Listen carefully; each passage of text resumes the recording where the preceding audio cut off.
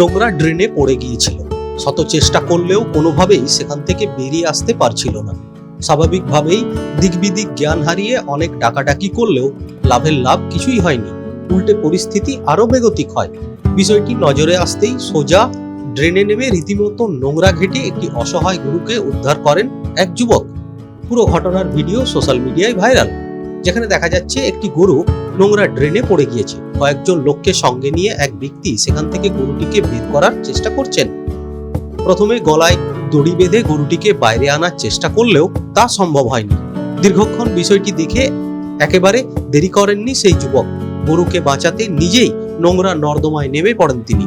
নানা প্রতিকূলতা সত্ত্বেও তিনি হাল ছাড়েননি। শেষমেশ গরুটিকে নিরাপদে সরিয়ে তবেই শান্ত হন ওই ব্যক্তি। দেখুন সেই ভিডিও।